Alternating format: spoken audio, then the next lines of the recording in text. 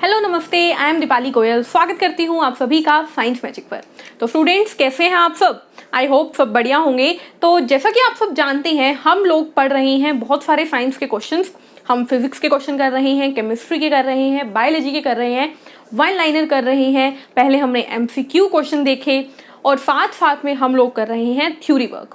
जैसा कि आप सभी ने बोला कि मैम कुछ थ्योरी के टॉपिक्स पेंडिंग है, वो करवा दो, तो हम साथ साथ में ही टॉपिक्स करवाते चलेंगे और साथ साथ में ही क्वेश्चंस लेकर चलेंगे। एंड यस, आप लोग जो अभी एग्जाम हुआ था उसकी आंसर की मांग रहे हैं, तो उसका सोल्यूशन की भी एक वीडियो अलग से अपलोड कर देंगे, ठीक है, जिसमें आपके जो 3 शिफ्ट में एग्जाम हुए थे ना, उन तीनों के आपको क्या मिल जाएंगे, क्वेश्चंस विद आंसर्स मिल जाएंगे, ठीक है, सोल्यूशन के साथ। चलिए, आज हम क्या पढ़ने वाले हैं? आज हम फिजिक्स यानी भौतिक विज्ञान का एक बहुत ही इंपॉर्टेंट चैप्टर जो कि है न्यूटन लॉ ऑफ मोशन, यानी कि न्यूटन के गति के नियम पढ़ने वाले हैं। क्या है न्यूटन के गति के नियम, ये आज हम जानेंगे। कितने हैं न्यूटन के गति के नियम? तो एक क्वेश्चन तो ये लिख लो, RRB के पेपर में आता है, कितने न्यूटन के गति के नियम है, यानी कि how many laws of motion given by Newton are there. तो आप क्या बोलोगे? 3 है, ठीक है। तीनों को एक एक करके डिस्कस करेंगे आज की क्लास में। सबसे पहले हम क्या करेंगे? सबसे पहले पढ़ेंगे हम न्यूटन का फर्स्ट लॉ। पहले जान लेते हैं इस चैप्टर में हमें क्या क्या पढ़ना है। हमें पढ़ना है न्यूटन का पहला लॉ, ठीक है। हमें पढ़ना है न्यूटन का दूसरा नियम, हमें पढ़ना है न्यूटन का तीसरा नियम, और इन तीनों चीजों के अलावा हमें पढ़ना है फ्रिक्शन, यानी कि घर्षण क्या होता है, ठीक है, घर्षण का बल क्या होता है। और हमें क्या पढ़ना है? हमें पढ़ना है कि भाई इनर्शिया क्या होता है, जड़त्व क्या होता है, और संवेग यानी मोमेंटम क्या होता है। और इसी के साथ एक और इम्पोर्टेंट टर्म इम्पल्स यानी आवेग क्या होता है। ये सब हम इसी चैप्टर में कंप्लीट करेंगे। क्लियर है? चलिए शुरू करते हैं चैप्टर हमारा न्यूटन लॉ ऑफ मोशन, यानी कि न्यूटन के गति के नियम। तो सबसे पहले हम बात करेंगे किसकी, कि न्यूटन लॉ ऑफ मोशन किसने दिए। तो नाम दिख रहा है आपको, न्यूटन ने दिए। किसने दिए? न्यूटन ने दिए। नेक्स्ट क्वेश्चन आता है कि न्यूटन के गति के मोशन, अच्छा देख लेते हैं किसने दिए। तो न्यूटन ने दिए। कितने हैं? कितने हैं? तो आप जानते हो 3 गति के नियम है। कहां पर लिखे गए थे? क्वेश्चन आया था कि न्यूटन ने पहली बार अपने गति के नियम कहां पर बताए। तो आपको याद रखना है, ये इन्होंने बताए थे एक बुक, एक पुस्तक जिसका नाम था प्रिंसिपिया। क्या नाम था? प्रिंसिपिया नामक बुक में पहली बार न्यूटन ने अपने तीनों गति के नियम के बारे में बताया। किसमें? प्रिंसिपिया में। क्लियर है ये बात? अब बढ़ते हैं आगे हमारे पहले लॉ पर। हम क्या पढ़ने वाले हैं? First law. सबसे पहली चीज, फर्स्ट लॉ को किस किस नाम से जाना जाता है? तो न्यूटन के पहले गति के नियम को, Newton first law of motion को बोला जाता है गैलीलियो लॉ ऑफ गैलीलियो। क्या बोला जाता है? लॉ ऑफ गैलीलियो या गैलीलियो लॉ। गैलीलियो यानी कि गैलीलियो का नियम।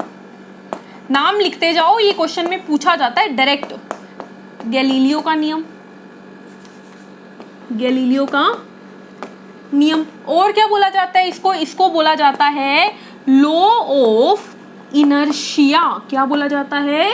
लॉ ऑफ इनर्शिया, यानी जड़त्व का नियम, यानी जड़त्व का नियम। सीधे सीधे पता है, ये टॉपिक समझाऊंगी, फिर आपको बताऊंगी कि इस टॉपिक में से क्वेश्चन क्या आएंगे। डायरेक्ट क्वेश्चन सीधे बताऊंगी, ठीक है। तो जड़त्व का नियम क्लियर है। अब सबसे पहले क्वेश्चन आता है कि भाई जड़त्व यानी इनर्शिया क्या चीज है भाई, ये क्या है? और जब आपने बोल दिया कि तीनों लॉ न्यूटन ने दिए हैं, तो यहाँ पे गैलीलियो का नाम क्यों लिख दिया हमने?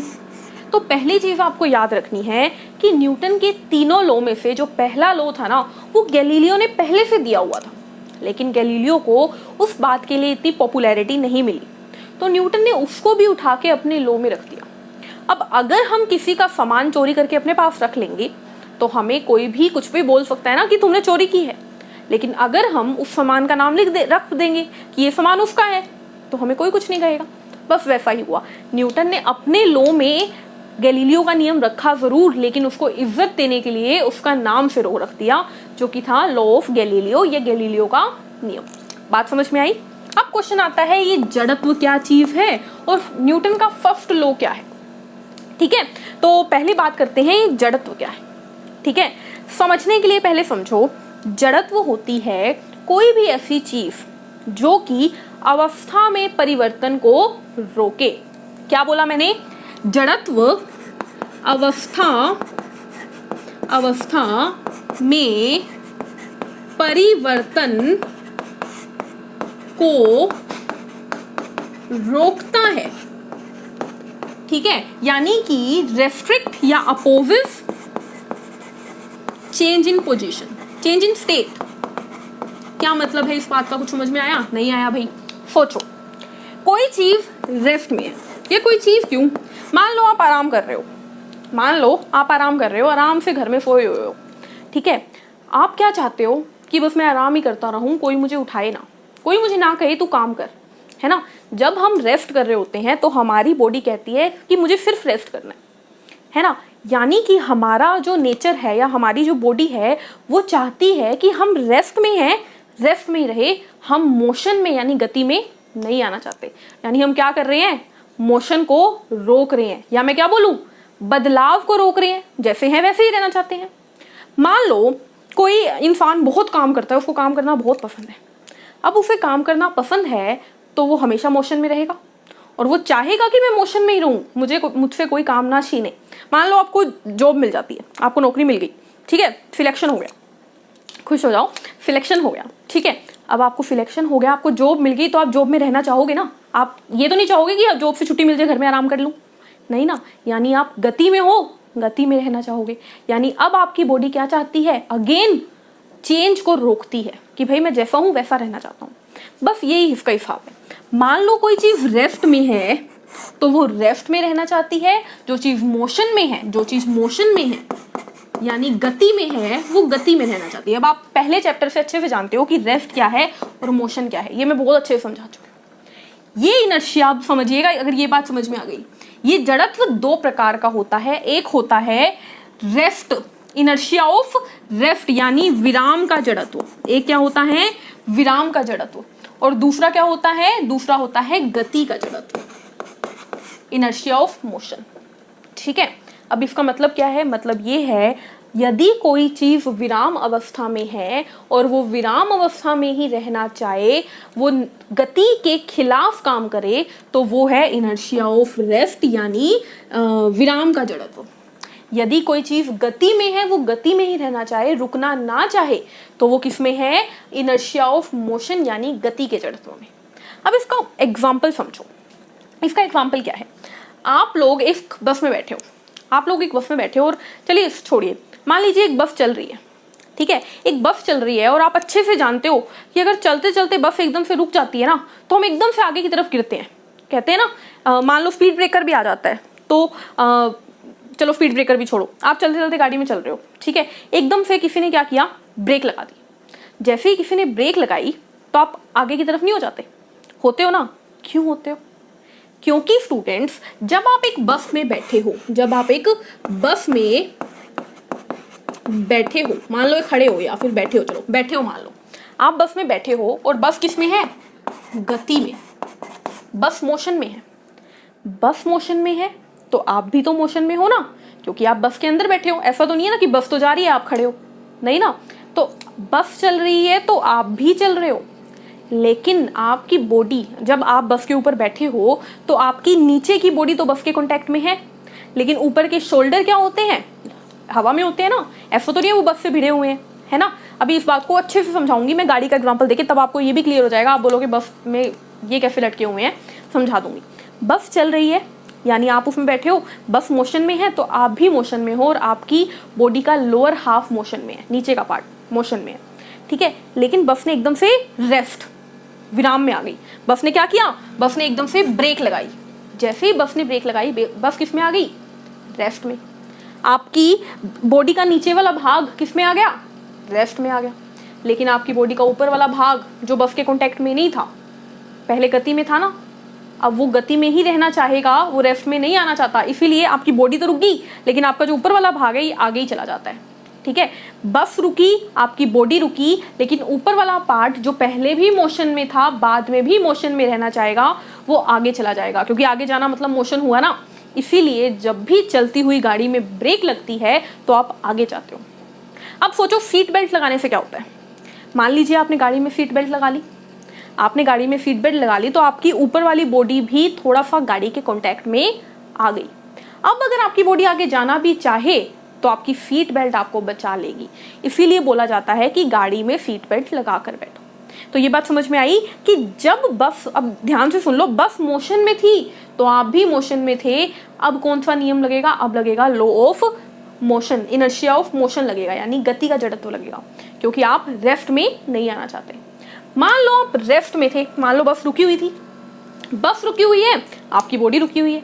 मान लो आप बस के अंदर खड़े हो, ठीक है, बस के अंदर खड़े हो पकड़ के आप हैंडल, ठीक है, बस रुकी हुई है, आपके पैर आपकी बस के कांटेक्ट में है, आपके पैर भी रुके हुए हैं, आपकी बॉडी भी रुकी हुई है, लेकिन बस एकदम से चल पड़े। बस चलेगी तो आपके पैर तो हैं बस के कांटेक्ट में, तो पैर तो चल पड़ेंगे बस के साथ, लेकिन आपका ऊपर वाला भाग यानी शोल्डर्स वाला हिस्सा वो क्या चाहता है? वो तो पीछे ही पड़ा है ना। मतलब आपके पैर तो चले गए आगे, आपकी बॉडी पीछे, यानी कि बस जब रुकी हुई एकदम से चलती है ना तो आपकी बॉडी में पीछे की तरफ धक्का लगता है। वो इसीलिए लगता है क्योंकि वो है इनर्शिया ऑफ रेस्ट। क्वेश्चन क्या आएगा? बहुत सीधी शब्दों में क्वेश्चन यही आएगा कि जब चलती हुई बस एकदम से रुक जाए तो कौन सा जड़त्व का नियम लगेगा? तो आप बोलोगे बस चलती हुई है ना, यानी कि इनर्शिया ऑफ मोशन लगेगा। ठीक है, रुकी हुई बस अचानक से चल पड़े तो कौन सा जड़त्व का नियम लगेगा? तो आप बोलोगे रुकी हुई थी ना, पहले वाली कंडीशन देखनी है, रुकी हुई थी ना, तो आप बोलोगे रेस्ट लगेगा। सोचो एक और एग्जांपल सोचो।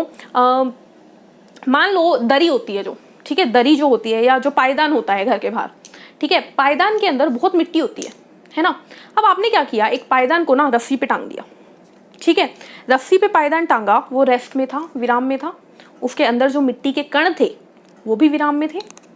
लेकिन आपने क्या किया, अब उसको साफ करने के लिए पीटते हैं ना अपन स्टिक से ताकि मिट्टी उड़े, वो क्या होता है, आपने स्टिक पायदान के मारी तो पायदान क्या करेगा, ये पायदान है मान लीजिए, ये सीधा होगा, स्टिक मारते ये पीछे चला जाएगा। जो पायदान रेस्ट में था वो चला गया मोशन में, लेकिन उसके ऊपर की मिट्टी रह गई रेस्ट में और वो नीचे गिर गई। यानी कि अब कौन सा नियम लगा? तो पहले पायदान किस में था? रेस्ट में था ना, तो मोशन क्या लगा, नियम कौन सा लगा? इनर्शिया ऑफ रेस्ट लगा। ठीक है, यानी कि आपको स्टार्टिंग की आरंभिक सिचुएशन देखनी है कि पहली अवस्था क्या थी। अगर कोई चीज रेस्ट में थी तो आप इनर्शिया ऑफ रेस्ट लगा लो, अगर कोई चीज मोशन में थी तो आप इनर्शिया ऑफ मोशन यानी गति लगा लो। ठीक है, समझ में आई? अब एक और क्वेश्चन, जड़त्व किस पर निर्भर करता है? ये क्वेश्चन एग्जाम में पूछा गया है। क्या है क्वेश्चन? जड़त्व डिपेंड्स ऑन, लिख लो, बस इसको समझने की भी जरूरत नहीं है। जड़त्व निर्भर करता है किस पे? निर्भर करता है, तो आपको याद रखना है दो चीजों पे। पहला है मास यानी द्रव्यमान। क्या मतलब है इस बात का? कोई चीज जितनी भारी उसका जड़त्व उतना ज्यादा।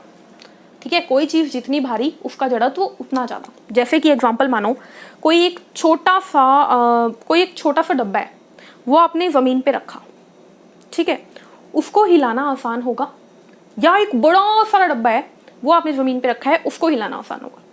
तो आप बोलोगे छोटे डब्बे को हम जल्दी हिला देंगे क्योंकि उसका वेट कम है ना, और बड़े डब्बे को हम जल्दी नहीं हिला पाएंगे क्योंकि उसका द्रव्यमान ज्यादा है। बस वही है, जड़त्व क्या है? द्रव्यमान पर निर्भर करता है। जिसका द्रव्यमान कम, यानी उस डब्बे का, छोटे डब्बे का तो द्रव्यमान कम है, तो जड़त्व कम होगा, यानी वो जल्दी से हिल जाएगा। यानी वो रेस्ट में है, रेस्ट में ही रहना चाहता है, लेकिन हमने धक्का मार दिया, वो मोशन में आ गया जल्दी से। लेकिन अगर बड़ा डब्बा है तो उसका जड़त्व भी ज्यादा होगा, वो आराम से नहीं हिलेगा।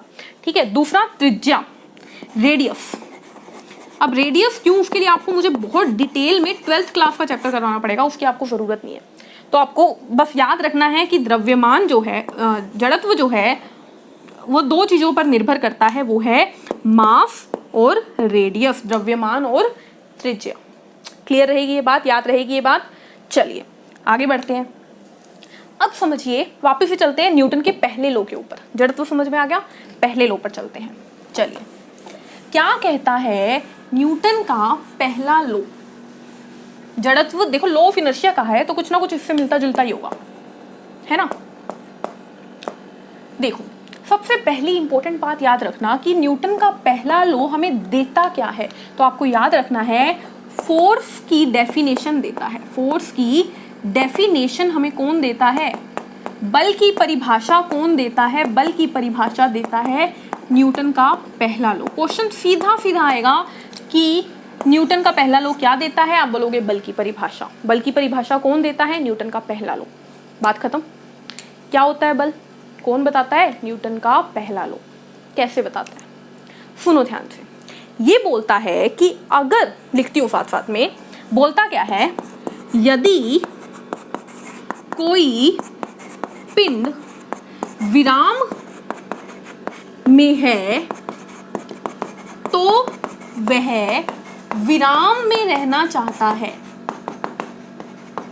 विराम में है तो वह विराम में रहना चाहता है, और यदि गति में है तो गति में रहना चाहता है। अब आप सोचोगे मैं हिंदी में क्यों बता रही हूँ, क्योंकि हिंदी इंग्लिश वालों को ये हिंदी समझ में आ जाएगी। ठीक है, रहना चाहता है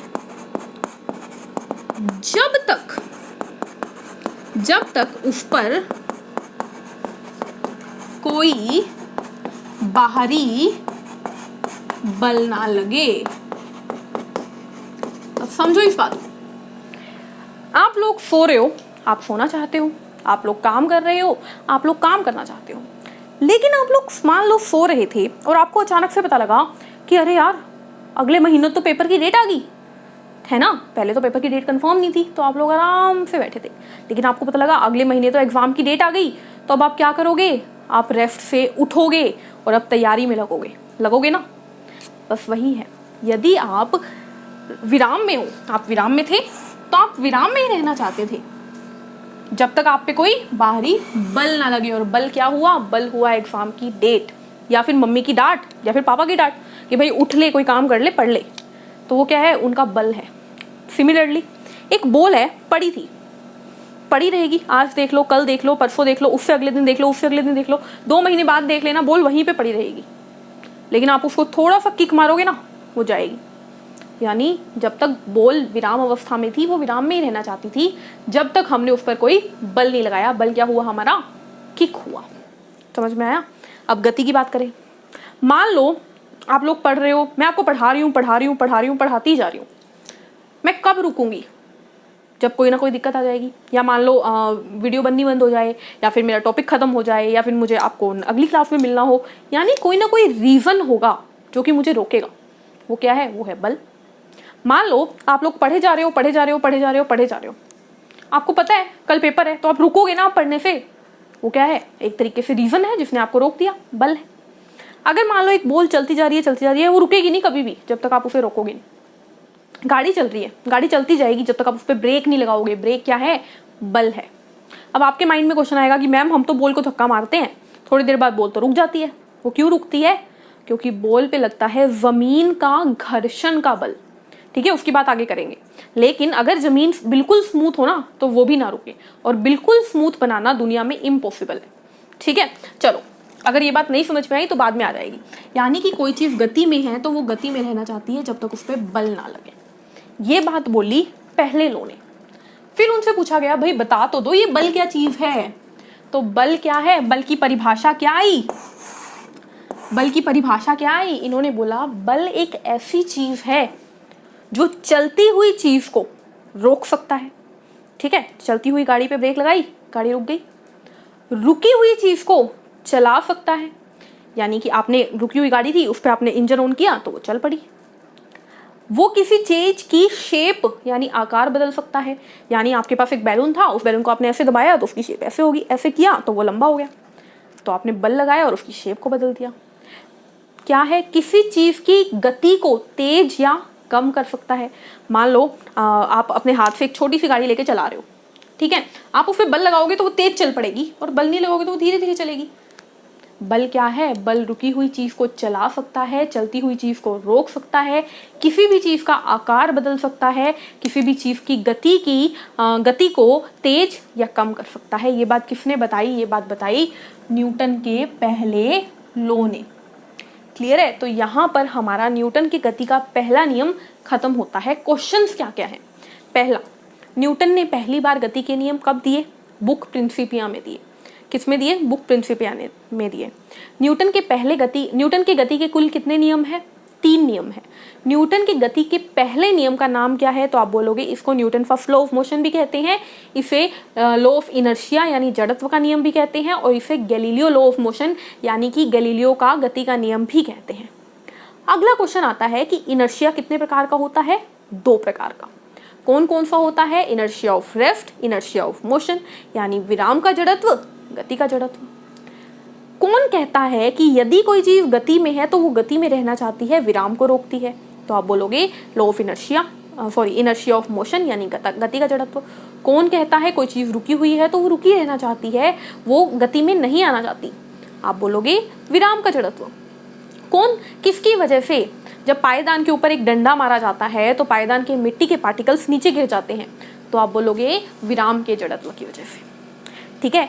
जड़त्व किस पर निर्भर करता है? तो किसी पिंड के द्रव्यमान पर और उसकी त्रिज्या पर। अब अच्छा, एक और बात बताती हूँ, ध्यान से सुनिएगा। जड़त्व की अब बात सुनो। मैंने क्या बोला? पहला लॉ क्या कहता है? पहला लॉ कहता है कि कोई चीज़ गति में है तो वो गति में रहना चाहती है जब तक बल ना लगे, और कोई चीज़ विराम में है तो विराम में रहना चाहती है जब तक बल ना लगे। अब ध्यान से समझो, एक भारी सारा कोई टुकड़ा पड़ा है, बड़ा सारा कोई डब्बा पड़ा है, ठीक है, बहुत भारी है, तो उसका मास क्या है? द्रव्यमान क्या है? ज़्यादा। द्रव्यमान ज़्यादा होगा तो क्या ज़्यादा होता है? इनर्शिया ज़्यादा होता है, जड़त्व ज़्यादा होता है। और अगर उसका जड़त्व ज़्यादा है तो उसका जड़त्व, विराम का जड़त्व भी तो ज़्यादा होगा ना, इसीलिए वो रेस्ट से मोशन में आने में ज़्यादा देर लगाएगा। छोटा सा डब्बा है, उसका विराम का जड़त्व कम होगा, वो जल्दी से हिल जाएगा। ठीक है। और क्वेश्चन क्या है? न्यूटन का पहला लॉ हमें क्या बताता है? तो हमें बल की परिभाषा देता है। न्यूटन का पहले लॉ के अकॉर्डिंग बल क्या है? तो आप बोलोगे बल जो है वो क्या है? कोई चली हुई चीज़ को रोकने वाला, रुकी हुई चीज़ को चलाने वाला, किसी भी चीज़ की स्पीड को तेज या कम करने वाला, किसी भी चीज़ के आकार को बदलने वाला क्या है? बल है। क्लियर है। तो इसी के साथ हमारा जो है पहला लॉ खत्म होता है। आज की क्लास में बस इतना ही। आई होप आप लोगों को समझ में आया होगा। इसके क्वेश्चंस भी ट्राई करेंगे। एंड यस, एक और इन्फॉर्मेशन है आप लोगों के लिए। अगर आपको केमिस्ट्री, फिजिक्स, बायोलॉजी या इसके अलावा किसी भी चीज़ में दिक्कत है, मान लो कोई वर्ड है जो आपको समझ में नहीं आता है या कोई चीज़ है जो आपको समझ में नहीं आती है, तो आप वो प्रॉब्लम को कमेंट कर सकते हैं या फिर हमारे टेलीग्राम चैनल में डाल सकते हैं। क्योंकि फिर मैं क्या करूँगी, जो भी आपका या फिर एक आधा कोई क्वेश्चन है जो आपसे सोल्व नहीं हो रहा है, उस क्वेश्चन को भी वहाँ पर डाल सकते हैं। तो मैं क्या करूँगी, आप लोगों का नाम लेकर उसके शॉर्ट्स बनाकर आपकी वीडियो अपलोड कर दूँगी। ठीक है, ताकि आपका एक सिंगल डाउट क्लियर हो जाए। क्योंकि काफ़ी बार ऐसा होता है कि मैं आप सभी के मैसेज ले नहीं पाती हूँ, रिप्लाई दे नहीं पाती हूँ। सेकेंडली ऐसा होता है कि इकट्ठे डाउट करने के चक्कर में डाउट रह जाते हैं। तो अब क्या होगा, जैसे ही आप डाउट दोगे आपको शॉर्ट्स उसी दिन या उसी नेक्स्ट डे आपको आंसर उसका मिल जाएगा। तो आज की क्लास में बस इतना ही। चैनल को लाइक कीजिए, शेयर कीजिए, सब्सक्राइब कीजिए। Take care, thank you, bye bye.